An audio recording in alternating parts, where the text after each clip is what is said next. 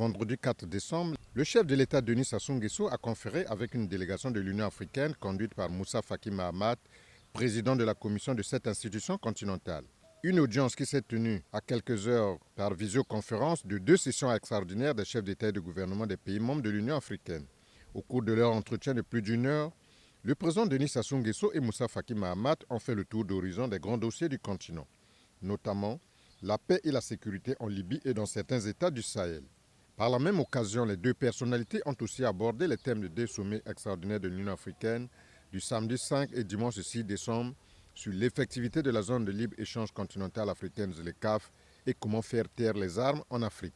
En sa double qualité du président du comité de haut niveau de l'Union africaine sur la Libye et de président en exercice de la CEAC, donc j'ai eu à m'entretenir avec le chef de l'État sur les dossiers africains, ceux qui sont à l'ordre du jour. Mais nous avons également fait un tour d'horizon sur la situation de la paix et de la sécurité dans le continent. La situation en Libye, la situation dans le Sahel, la situation de façon globale, parce que, vous le savez, cette année est placée sous le signe de taire les armes. Et donc, je sors de cet entretien fort édifié et le président m'a réassuré, comme d'habitude, de son engagement total pour travailler pour la paix, la stabilité et également est prêt pour le lancement du commerce sous l'égide de l'accord de la zone de libre-échange continentale qui aura lieu le 1er janvier 2021.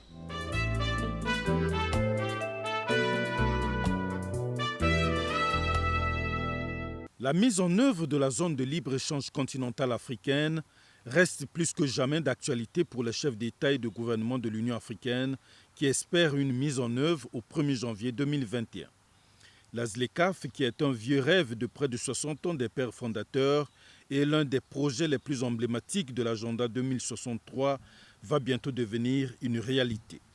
La 13e session extraordinaire de la conférence des chefs d'État de l'Union africaine sur la zone de libre-échange continentale africaine s'est tenue ce 5 décembre 2020. Cette conférence est un événement majeur et un moment fort de rassemblement de tous les chefs d'État qui s'attachent au développement du continent avec à la clé l'opérationnalisation de la ZLECAf. 54 des 55 pays africains vont constituer ce nouveau marché. 34 pays ont déjà ratifié l'accord de la ZLECAf qui doit favoriser le commerce au sein du continent et attirer les investisseurs. Sa mise en œuvre permettra d'augmenter de près de 60% d'ici 2022 le commerce intra-africain. À l'ouverture de cette conférence, les allocutions du président de l'Union africaine, du président de la Commission de l'Union africaine et du secrétaire général de la ZLECAf vont dans le sens de la nécessité d'aller à l'opérationnalisation de la ZLECAf. Le président nigérien Mahamadou Issoufou, champion dans la mise en œuvre de la ZLECAf, a fait des recommandations aux chefs d'État qui ont participé à la conférence. Première recommandation, inviter les États membres qui n'ont pas encore ratifié l'accord à le faire afin d'être considérés comme États parties. 2. Appeler les États membres qui ont ratifié cet accord mais n'ont pas encore déposé leur instrument de ratification à le faire d'ici au 31 décembre 2020. 3. Je lancer le démarrage des échanges commerciaux sur la base des règles d'origine convenues à partir du 1er janvier 2020 et charger les ministres du commerce de l'Union africaine d'élaborer un programme de travail afin de conclure les questions restées en suspens sur les règles d'origine d'ici juin 2021. 4. Inviter instamment les États membres et les unions douanières à soumettre les offres tarifaires d'ici à juin 2021. 5. Exhorter tous les États membres à soumettre leur liste d'engagements spécifiques sur les 5 secteurs de services suivants: les services aux entreprises, les communications, les finances, le tourisme et les transports d'ici juin 2021. 6. Fixer au 31 décembre 2021 le nouveau délai pour la soumission des listes d'engagements spécifiques sur les 7 services restants, en accordant la priorité aux services d'éducation et de santé. 7. Conclure les travaux sur le cadre de collaboration entre l'Union africaine, la zone de libre-échange continentale africaine les communautés économiques régionales d'ici à février 2021 et en faire une annexe au protocole sur les relations entre l'Union africaine et les communautés économiques régionales. 8. Saluer, dans la déclaration de Johannesburg, les efforts louables de nos partenaires stratégiques et les encourager à poursuivre leur accompagnement. 9. Procéder à la fusion de la troisième phase de négociation sur le commerce électronique avec la deuxième phase de négociation compte tenu de l'expansion et de la croissance du commerce électronique sur le continent durant cette pandémie de la COVID-19.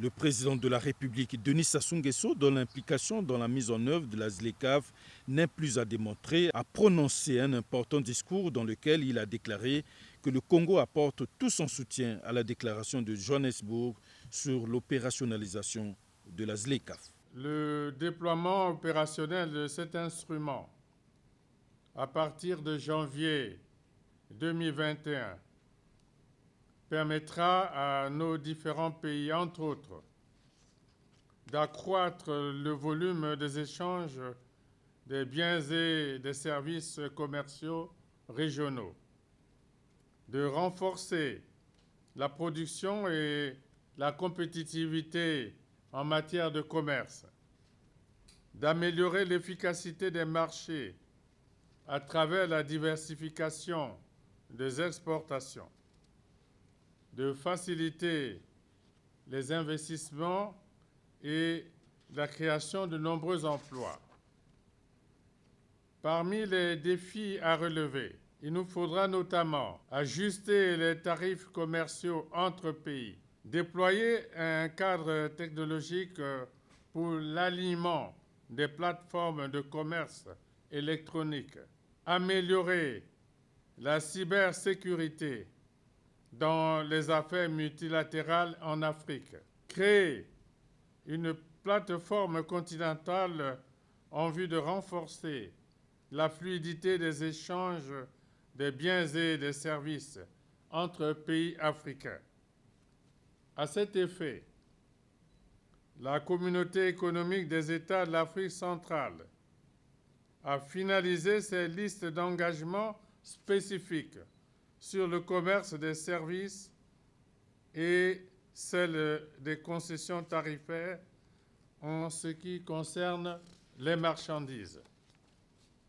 Pour sa part, la République du Congo a engagé la restructuration et la diversification de son économie afin de tirer profit de toutes les possibilités d'industrialisation et de transformation structurelle qu'offrira ce grand marché régional au monde.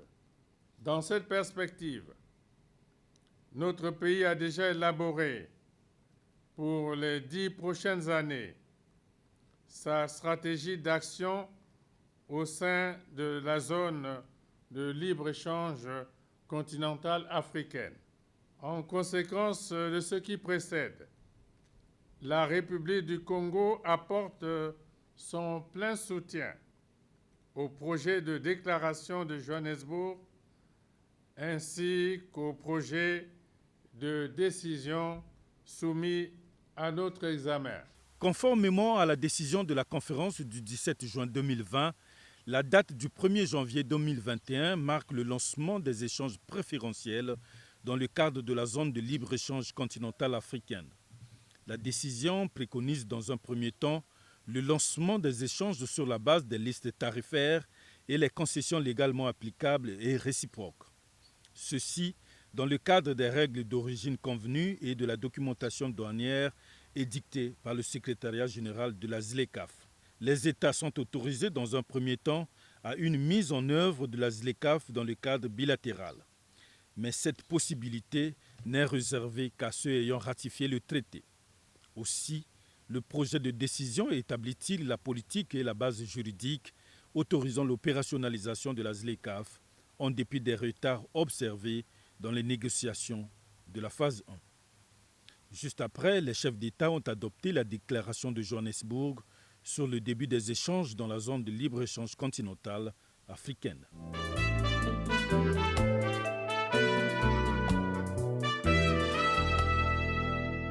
L'exécutif congolais s'est réuni en Conseil des ministres ce vendredi 4 décembre 2020 par visioconférence. 3 affaires étaient inscrites à l'ordre du jour de cette réunion. Au titre du ministère des Zones économiques spéciales, les membres du gouvernement ont tablé sur la modification de 2 textes.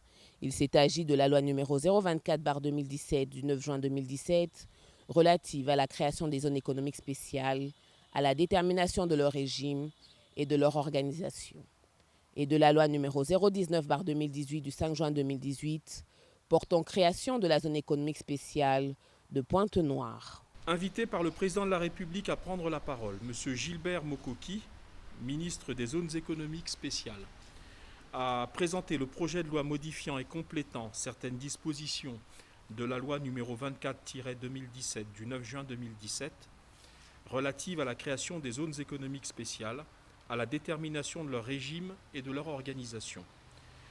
À cet effet, il a rappelé que la loi précitée définit en son article 1er alinéa 22 la zone économique spéciale comme un espace géographique délimité au sein du territoire national, constituant, je cite, une zone de développement prioritaire administrée par un organe spécifique de planification et de développement. Fin de citation. Ce texte prévoit également que les zones économiques spéciales sont créées par la loi. D'autre part, toute zone économique spéciale comprend une superficie, des coordonnées géographiques et des activités éligibles bien déterminées. Après examen et discussion, le Conseil des ministres a approuvé le projet de loi modifiant et complétant certaines dispositions de la loi numéro 24-2017 du 9 juin 2017 relative à la création des zones économiques spéciales, à la détermination de leur régime et de leur organisation. Il sera transmis au Parlement pour examen et adoption. Poursuivant son propos, le ministre Gilbert Mokoki a présenté le projet de loi modifiant et complétant certaines dispositions de la loi numéro 19-2018 du 5 juin 2018 portant création de la zone économique spéciale de Pointe-Noire. Il a précisé à cet effet aux membres du Conseil des ministres que la vocation première de la zone économique spéciale de Pointe-Noire est la transformation des hydrocarbures. Les bacs de stockage de pétrole brut et le point de traitement de gaz associé se trouvent à Djeno, soit à environ 40 km. Après examen et discussion, le Conseil des ministres a approuvé le projet de loi modifiant et complétant certaines dispositions de la loi numéro 19-2018 du 5 juin 2018 portant création de la zone économique spéciale de Pointe-Noire. Il sera transmis au Parlement pour examen et adoption. Le second point inscrit par le ministère de l'Enseignement supérieur est relatif à la rentrée académique à l'université Denis Sassou Nguesso de Kintélé. Ici, les membres du gouvernement ont examiné les textes organiques en vue d'une approbation et fixé le calendrier de démarrage des activités de l'université Denis Sassou Nguesso de Kintélé, dont la première rentrée académique est prévue pour le mois de février 2021. Créée par la loi numéro 37-2013 du 30 décembre 2013, l'université Denis Sassou Nguesso de Kintélé a été conçue pour abriter 10 établissements d'enseignement et de recherche et un observatoire. Le comité de pilotage initialement mis en place, réformé pour intégrer la résurgence de la fonction de Premier ministre chef de gouvernement, a produit les textes organiques de l'université Denis Sassou Nguesso, le statut particulier du personnel notamment, ainsi que le statut de l'université elle-même. Le ministère de l'Enseignement supérieur s'est depuis lors attelé, outre la mise en place et l'élaboration d'autres textes, à l'organisation de la future rentrée académique. C'est l'ensemble de ces textes qui sont soumis à l'examen du Conseil des ministres.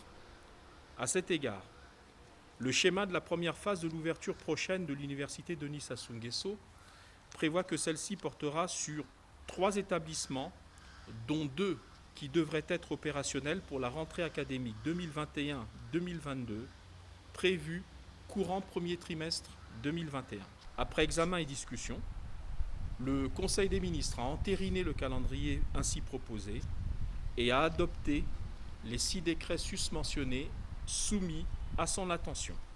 Enfin, une communication du ministère de l'Intérieur et de la décentralisation sur les concertations politiques nationales tenues du 24 au 26 novembre dernier à Madingou, chef-lieu du département de la Bouenza, a été le troisième dossier inscrit à l'ordre du jour de la réunion de l'exécutif congolais de ce vendredi 4 décembre 2020.